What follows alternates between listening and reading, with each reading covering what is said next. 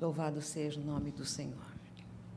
Sabem, eu tenho um forte desejo de ser um encorajamento para mim mesma e para os outros também. E a vida, ela é uma viagem. E o nosso barco encontrará tempestades em alguns momentos. E eu desconheço qualquer necessidade maior hoje em dia do que a necessidade da alegria. E quando essa alegria, ela toma o barco da nossa vida, ela traz consigo coisas boas. Isto é, ela torna a nossa viagem suportável quando nós atingimos o mar alto e nós encontramos ondas bravias de dificuldades que tendem a paralisar a gente. Então, eu gostaria de falar nessa manhã, e o tema do sermão é como sobreviver às mudanças. E eu li uma citação de um autor que eu achei muito profunda e eu gostaria de compartilhar com vocês. Ele disse assim, Ralph Waldo Emerson: tudo que vejo me ensina a confiar no Criador em tudo aquilo que não vejo. Porque as coisas que nos acontecem na vida, elas nos atingem. E por isso nós devemos escolher como reagiremos. Na verdade, nós estamos despreparados para as tempestades e o estresse que se abate sobre a nossa vida. E as tempestades, elas chegarão mais cedo ou mais tarde. Porque a única coisa permanente nesta vida é a mudança. Porque a mudança é simplesmente parte da vida. Por exemplo, se nós somos atingidos por uma tragédia inesperada, ou uma crise que pode nos tirar do rumo.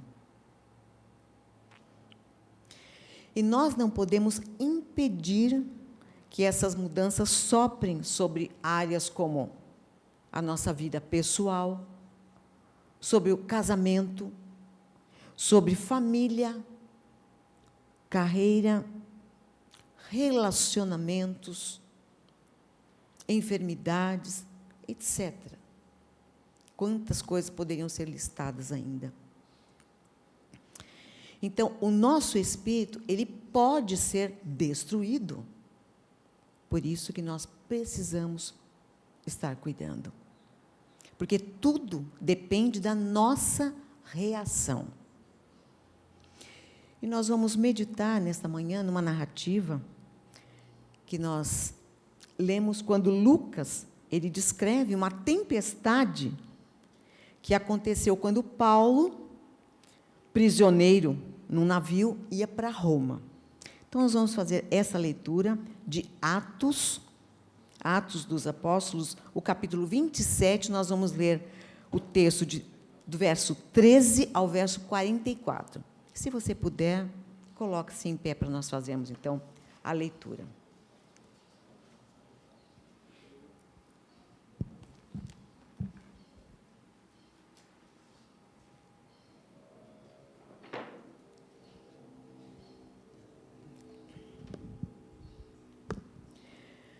A tempestade e o naufrágio. Soprando o vento sul brandamente e pensando terem já o que desejavam, levantaram âncora e foram mais perto, costeando a ilha de Creta.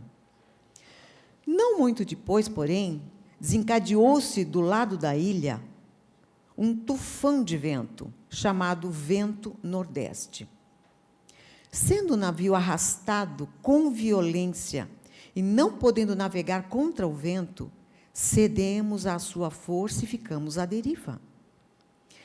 Passando abaixo de uma pequena ilha chamada Clauda, com muito esforço, pudemos segurar o bote salva-vidas. Recolheram-no e usaram dos recursos disponíveis para reforçar o navio com cordas, temendo que fossem lançados nos bancos de areia de Sirte. Baixaram as velas e deixaram a embarcação à deriva. Sendo violentamente castigados pela tempestade no dia seguinte, começaram a lançar fora a carga. Ao terceiro dia, com as próprias mãos, lançaram ao mar a armação do navio. Não aparecendo, havia já muitos dias, nem sol, nem estrelas, e caindo sobre nós uma grande tempestade, perdemos toda a esperança de nos salvarmos. Havendo eles estado muito tempo sem comer, Paulo, pondo-se em pé no meio deles, disse: Senhores, devíeis, na verdade, ter-me ouvido e não ter partido de Creta, para evitar este dano e esta perda.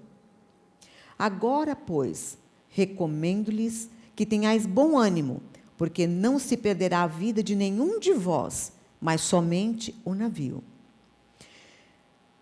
Esta mesma noite, o anjo de Deus, de quem eu sou e a quem sirvo, esteve comigo, dizendo: Paulo, não temas. Importa que sejas apresentado a César, e Deus te deu todos os que navegam contigo. Portanto, senhores, tende bom ânimo, pois creio em Deus, que há de acontecer assim como me foi dito. Contudo, é necessário que caiamos numa ilha. E chegada a 14ª noite, sendo nós ainda jogados de um lado a outro lado do mar Adriático, por volta da meia-noite, suspeitaram os marinheiros que estavam próximos da terra. Lançando o prumo, mediram 20 braças. Passando um pouco mais adiante, tornaram a lançar o prumo e mediram 15 braças. Ora, temendo bater em rochedos, lançaram da popa 4 âncoras e esperavam ansiosos que amanhecesse.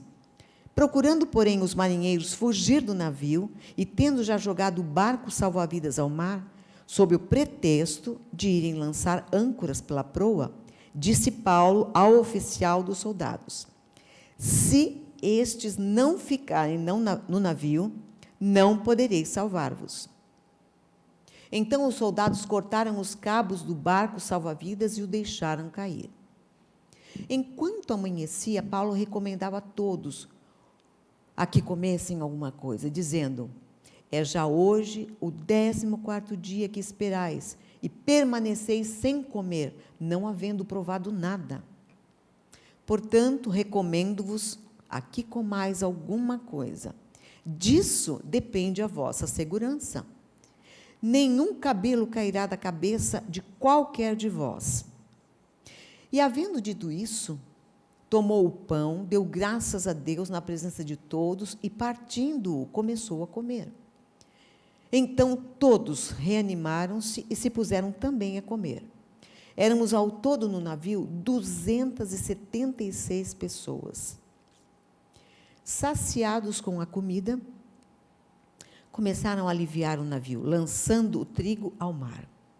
E, sendo já dia, não conheceram a terra, mas enxergaram uma enseada com uma praia e consultaram se poderiam encalhar nela o navio. Levantando as âncoras, deixaram-nas no mar, largando também as amarras do leme. Então, içando a vela da proa, foram para a praia. Dando, porém, num banco de areia, encalharam ali o navio. Fixa a proa, o navio ficou imóvel, mas a popa abria-se com a força das ondas. Então, a ideia dos soldados foi que matassem os presos para que nenhum fugisse, escapando a nado. O oficial, querendo salvar Paulo, impediu-lhes dessa tentativa e mandou que os que pudessem nadar fossem os primeiros a se lançar ao mar e alcançar a terra. Os demais deviam salvar-se, uns em tábuas e outros em destroços do navio. Assim, todos chegaram à terra salvos. Amém. Você pode tomar assento.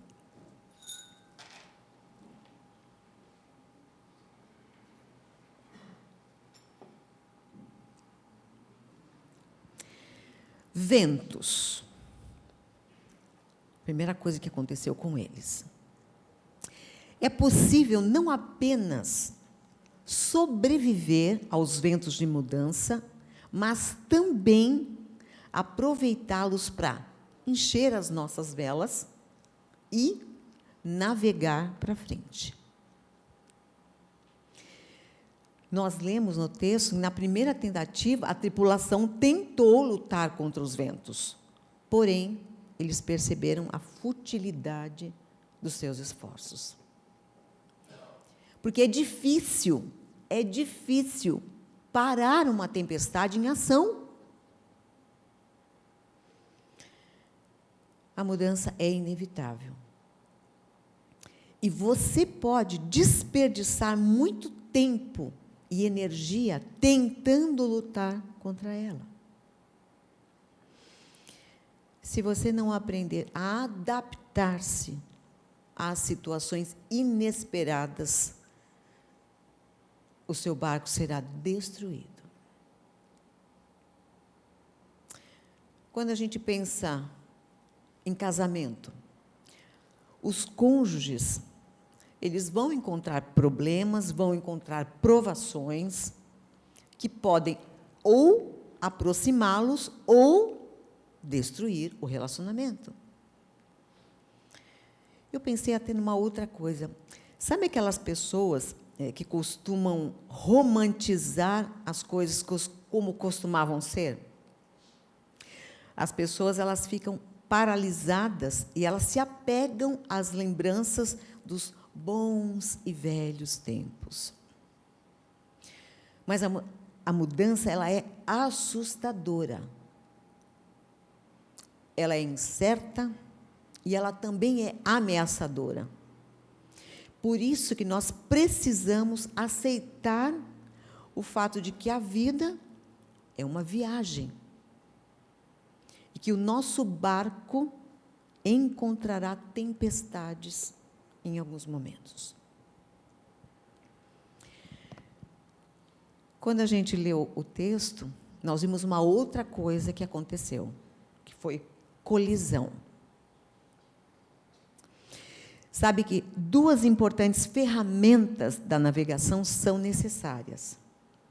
E os capitães dos navios que deparam com tempestades no mar, eles sabem que podem navegar contra a tempestade ou junto com ela.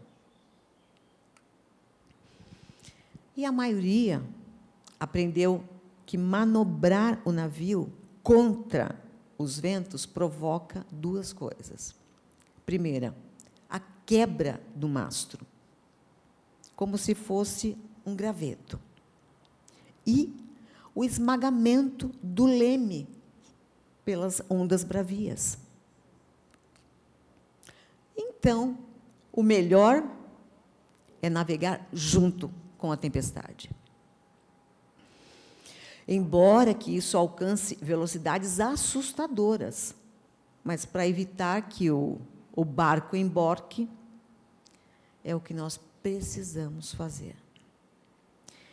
Então, nós precisamos ter essa atitude de repensar que o nosso barco precisa disso. E, quando nós repensamos, a gente vê que a tempestade pela qual nós estamos passando, ela pode ser destrutiva para a gente. Paulo, aqui, ele já estava acostumado com isso. Tanto que nos fala o texto que, durante 14 dias, ele e os passageiros do navio foram cercados por uma chuva torrencial e céus escuros, a ponto deles não terem referenciais para orientá-los na navegação. E quando a gente olha o texto, a gente vê quantas consequências que eles encontraram aqui. Uma das coisas diz que não apareceu nem sol e nem estrelas por muitos dias, continuando a bater sobre nós grande tempestade. E, finalmente, perdemos toda a esperança de salvamento. Nós vemos isso no verso 20. Perdemos toda a esperança de salvamento. E vocês sabem que quando a gente lê, quantas coisas que remete àquilo que nós vivemos. Diz assim o texto, no verso 21. Havendo eles estado muito tempo sem comer, Paulo, pondo-se em pé no meio deles, disse: Senhor, devíeis, na verdade, ter-me ouvido e não ter partido de Creta, para evitar este dano e esta perda. Havia sido avisado. Mas eles começaram a perder a esperança, porque eles não podiam ver através da tempestade. Você provavelmente conhece essa sensação. Eu conheço, eu sei. A tempestade atingindo a sua vida, nuvens escuras estão circulando há vários dias, há várias semanas, há vários meses, há vários anos. Uma situação pontual eu vivi anos. E tem uma outra que eu estou vivendo já tem 2 anos quase. Então, você está prestes a perder a esperança. Porque você não consegue ver nada. Porque a gente não consegue ver nada mesmo através da tempestade. Nada para ajudá-lo a encontrar o seu rumo. Mas vou dizer uma coisa, bem importante. Se você está prestes a desistir, não faça isso. Winston Churchill, ele disse uma frase que para mim foi surpreendente, mas eu creio que para nós é um alerta, e a gente precisa disso. Winston Churchill disse assim: se você estiver passando pelo inferno, continue caminhando. E eu tenho dito para mim várias vezes: continue caminhando, Sandra. Continue caminhando, Sandra. E a partir do exemplo de Paulo, nós podemos aprender como ele permaneceu calmo, no meio da crise.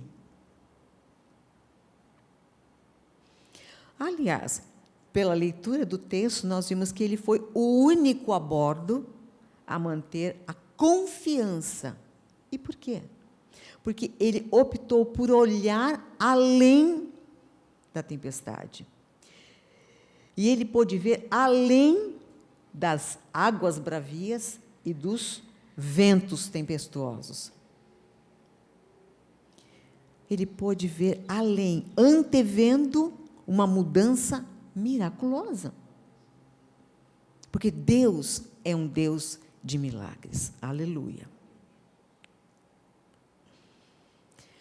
Mas nós também nos tornamos negativos, nos tornamos deprimidos e nós ficamos desesperados. Eu sei, não é fácil, não é fácil. E nós somos forçados a reconhecer as nossas fraquezas. Mas vamos crer no Deus de milagres. O nosso Deus é um Deus de milagres. Eu gostaria de compartilhar com vocês uma experiência que nós vivemos alguns anos atrás, quando nós fizemos, meu marido e eu fizemos uma viagem internacional para nós visitarmos as nossas filhas, que estavam morando na França e no Canadá. E, nesse momento, nós estamos preparando todas as coisas, combinamos, então, de encontrar na França. Era o ponto que nós estaríamos nos encontrando. Então, a filha do Canadá veio até a França, e de lá nós viajaríamos para a casa dos nossos amigos na Suécia, que vocês conhecem, que eles estiveram aqui. E nós sabemos que o planejamento, ele é fundamental. E nós havíamos feito. Mas nós não havíamos uma possibilidade de ir do aeroporto, no caso, de lá para o aeroporto, da cidade que a nossa filha estava morando. Ela estava morando em Compiègne, que dava 1 hora de metrô. É isso mesmo. 1 hora de Paris. Ela morava em Compiègne, e era 1 hora de Paris, isso mesmo. E a gente, chegando lá, não havia como fazer essa... E nós chegamos no final de tarde e noite. Não tinha nem jeito de fazer isso de táxi e nem de ônibus. Gente, nós perdemos a compostura. Nós estávamos profundamente frustrados com aquele jeito surreal de fazer as coisas. Bom, nem preciso dizer que nós não pudemos dormir aquela noite. Nós percebemos que nós tínhamos de mudar a maneira como nós estávamos enxergando a nossa chegada ali na França. Nós tivemos que nos adaptar. E eu posso dizer que, no final da viagem, nós tínhamos lembranças maravilhosas.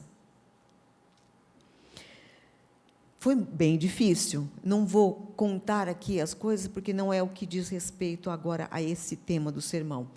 Mas eu quero que você olhe para as dificuldades que foram vividas, ou que nós vivemos, para dar como exemplo para vocês. Mas foram as férias mais felizes que nós tivemos. Uma de nossas melhores lembranças, porque o Senhor nos abençoou. Ele fez coisas extraordinárias. Nós já demos também testemunho disso. Mas vamos pensar agora na carga. Durante a jornada de Paulo, no meio da tempestade, a carga, que era tão importante, passou a significar pouco diante da perda das vidas do navio. No navio, no caso. Nós lemos no verso 18, Lucas registrando, que no dia seguinte, sendo violentamente castigados pela tempestade, eles começaram a lançar fora a carga. Então, a tripulação começou a livrar-se de tudo que não estava preso, para aliviar a carga, a fim de que o navio não afundasse. Aquela mesma carga que eles colocaram cuidadosamente no navio. Eu tenho a certeza de que a palavra frágil estava escrita em várias caixas. Mas, naquele momento, aquela carga teria que ser lançada fora.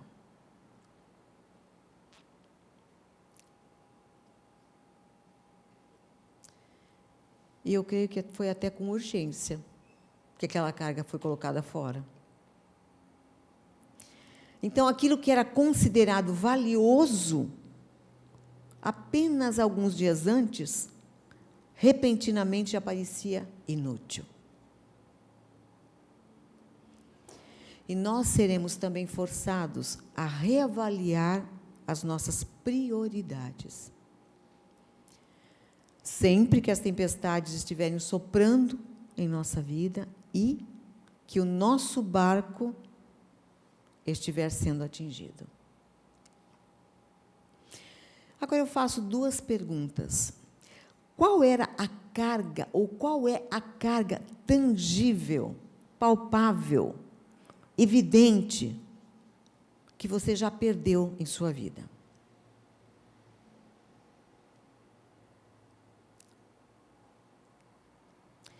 E qual a carga que você precisou jogar fora intencionalmente para que você sobrevivesse à tempestade?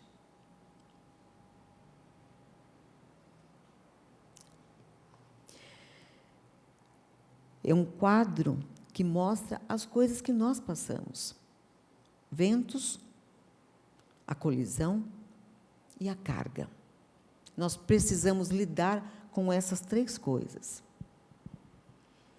Mas eu quero te dizer uma coisa. Eu quero concluir, inclusive, a mensagem, a palavra dessa manhã. Quero que você pense numa âncora. Na história de Paulo, Lucas escreve: temendo que fôssemos jogados contra as pedras, lançaram 4 âncoras da popa e fizeram preces para que amanhecesse o dia. Então, você também precisa de uma âncora que nunca se altera. E a palavra de Deus nos diz em Hebreus que o Senhor Jesus Cristo é o mesmo, ontem, hoje e será para sempre. É dele que nós precisamos, porque ainda que tudo mude à sua volta, Deus nunca muda. Ele é o mesmo Deus desde os tempos bíblicos. Paulo, ele teve confiança durante a tempestade, porque ele sabia dessa verdade. E ele agiu de acordo com ela. No verso 23, ele explicou ainda: pois ontem à noite apareceu-me um anjo do Deus a quem pertenço e a quem adoro. A confiança que ele tinha, porque ele não estava sozinho. Deus ancorou Paulo com a sua presença. E ele continua a nos ancorar da mesma maneira. Louvado seja o nome do Senhor. Ainda que não vejamos anjos, como Paulo fez o registro aqui. Mas Deus está exatamente onde você está. Deus está com você. Deus está conosco. Aleluia. Deus está com a gente. Ele está por trás da tempestade. Ele está no meio da tempestade que você está vivendo. Ele está além da tempestade. E Ele está sempre presente. Talvez você esteja com medo, talvez você esteja irado, talvez você esteja deprimido, ansioso, como aconteceu.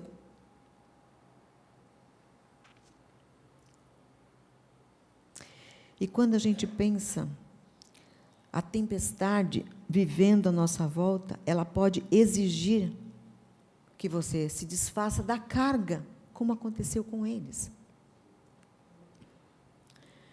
Paulo, ele ainda disse: todos os passageiros vão sobreviver. Fato, aconteceu. Todos os passageiros sobreviveram, embora o navio tenha sido destruído. Então, você pode estar enjoado. Você pode estar molhado, você pode estar abatido, você pode estar fraco. Qualquer uma dessas condições não é boa, não é agradável. Pense num frio como hoje, você está molhado. Mas a gente pode viver essas situações, e às vezes até vivemos até mais do que uma delas. Às vezes você não está só abatido, nem fraco, você está a mais coisas. Mas você vai conseguir. Você vai conseguir, você vai conseguir. Porque Deus vai ajudá-lo com a âncora inabalável de sua presença. É Deus que vai ajudá-lo. Agora, você precisa ser lembrado de que Deus está com você no meio da tempestade. e mais. E com esse verso que eu quero ler com vocês agora, eu termino essa palavra. Vamos ler em Jeremias 29, o verso 11. Jeremias 29, 11.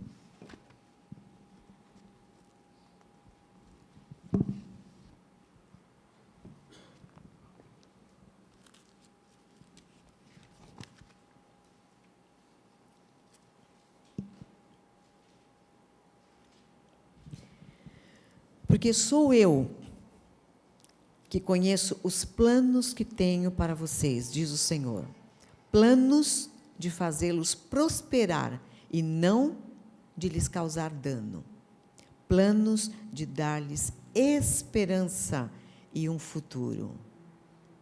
Não importa quanto a tempestade seja devastadora, Ele vai ajudá-lo a passar por ela. E tendo Deus como seu navegador, você saberá quando seguir,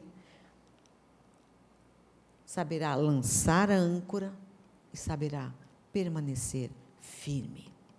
Senhor nosso Deus, te abençoe. A todos nós que aqui estamos e você também que nos assiste pela nossa live. Em nome de Jesus. Amém.